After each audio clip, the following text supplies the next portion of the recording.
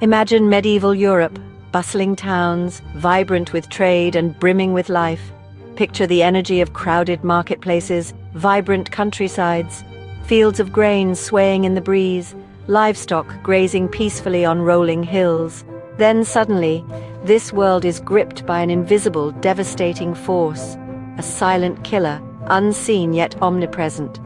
The Black Death swept across continents in the mid-14th century, leaving a trail of devastation in its wake. It was a catastrophe that would reshape society and history, leaving scars that would last for generations. It arrived without warning, carried along trade routes and by unsuspecting travelers, sparing no one, rich or poor, young or old, and instilled terror as communities watched their numbers dwindle at horrifying speed, with no understanding of what was happening or how to stop it. The term Black Death evokes dread, a chilling reminder of a time of immense suffering, referencing both the darkness of the times, the despair that gripped the hearts of the people, and the blackened buboes on its victims, a gruesome manifestation of the disease's deadly power. Markets emptied, once bustling with commerce, now eerily silent. Fields lay fallow, crops rotting in the ground, untended and unharvested, and daily life was replaced by silence and mourning, the constant presence of death casting a long shadow over everything. This was more than a medical crisis. It was a societal collapse. It was a profound human drama that tested compassion, community, and faith, pushing them to their breaking points. The unpredictability of who would live or die added to the psychological torment, creating an atmosphere of constant anxiety and fear. Yet, out of immense sorrow, amidst the despair and devastation, seeds of change were sown, new ideas and perspectives emerging from the ashes of the old world. The Black Death, irrevocably dividing history into a world before and after the plague, forever altering the course of civilization. The Black Death's impact touched every aspect of life, reshaping social structures and daily routines, from power and religion, challenging established hierarchies and beliefs, to the most intimate family bonds, testing the limits of love and loyalty in the face of unimaginable loss. The Black Death, a name that echoes through history with chilling resonance, its origins shrouded in the mists of time, trace back to the vast expanse of Central Asia, a region that served as a cradle for civilizations and a crossroads for trade. It was here, amidst the sprawling steppes and bustling trade routes, that the seeds of this devastating pandemic were sown. This is where Yersinia pestis, the bacterium responsible for the plague, found a natural reservoir, thriving within populations of wild rodents. These creatures, seemingly innocuous, unknowingly harbored a deadly secret. Environmental changes, coupled with the ever-increasing reach of trade networks, gradually brought the disease closer to human populations, creating a dangerous proximity that would soon prove catastrophic. The primary culprits in this transmission were black rats and their fleas, acting as unwitting carriers of the deadly bacterium. These creatures, common in human settlements, became the conduits through which the plague would spread. As trade routes, most notably the Silk Road, forged stronger connections between East and West, they inadvertently facilitated the movement of more than just goods and ideas. Infected rats and their disease-carrying fleas, stowing away amongst the cargo, traveled along with caravans and ships, unknowingly carrying death to distant lands. The plague eventually reached the bustling Genoese port of Caffa, a critical hub for trade on the Black Sea.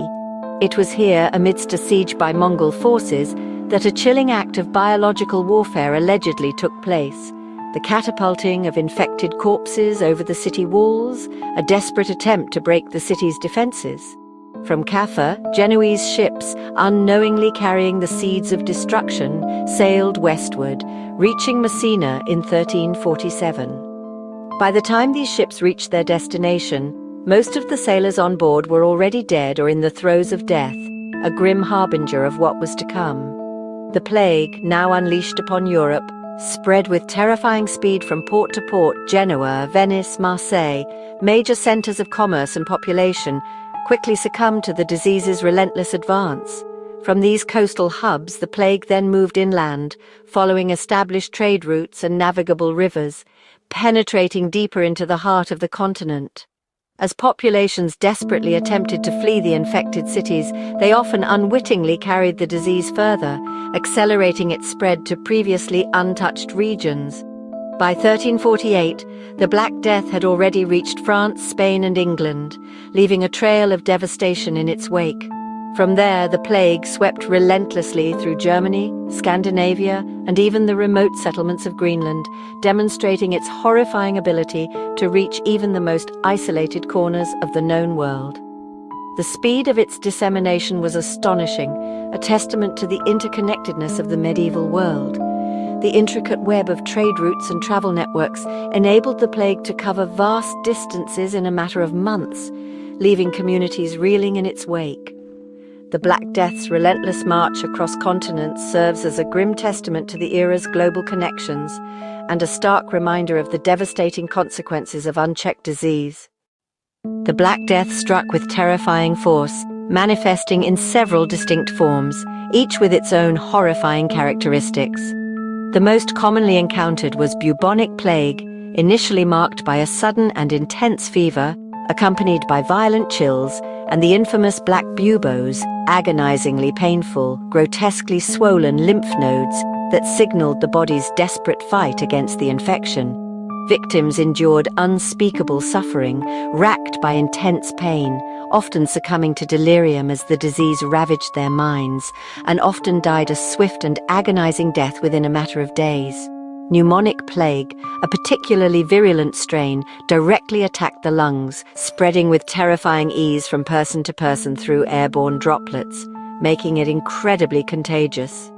Septicemic plague, the deadliest of all, killed so quickly that the telltale buboes might not even have time to appear before death claimed its victim. Medieval medicine, still in its infancy, was utterly powerless against this onslaught. Doctors, grasping at straws, relied on ineffective practices like bloodletting, the administration of herbal remedies of dubious efficacy, and desperate fervent prayers, none of which offered any real hope of recovery. Mortality rates soared to unimaginable heights, staggering even by the standards of the time, reaching up to a horrifying 75% for those afflicted with bubonic plague and climbing to nearly 100% for the victims of pneumonic and septicemic forms, ensuring almost certain death. Entire families and even entire villages were completely wiped out in a matter of weeks, leaving behind ghost settlements. The living, those who remained, were either too few in number to cope with the scale of the disaster, or simply too afraid to risk infection and often left the bodies of the dead unburied, creating a macabre landscape of decay. This led inevitably to the creation of mass graves, grim testaments to the plague's devastating power. The sheer speed and unspeakable horror of the disease instilled an overwhelming sense of dread, despair, and utter helplessness in the face of an invisible enemy. The Black Death was not merely a disease, it was a biological crisis of unprecedented scale and ferocity. Its terrifying symptoms and the swiftness with which it brought death left behind a profound and lasting legacy of fear, a collective trauma that would haunt generations to come. The world, in all its history, had simply never witnessed such utter and complete devastation. The Black Death plunged society into terror and confusion, with people seeking answers in faith, superstition, and scapegoating. Many believed the plague was divine punishment, leading to fervent prayers, processions, and acts of penance. Others blamed minorities, especially Jews, resulting in horrific violence despite papal condemnation. The miasma theory, bad air, led to burning herbs, carrying flowers, and fleeing cities, often spreading the disease further. Astrological explanations were also popular, with scholars blaming planetary alignments. None of these beliefs offered real solutions. Helplessness and fear reigned. Some resigned to fate, others indulged in reckless behavior, as society teetered on the brink.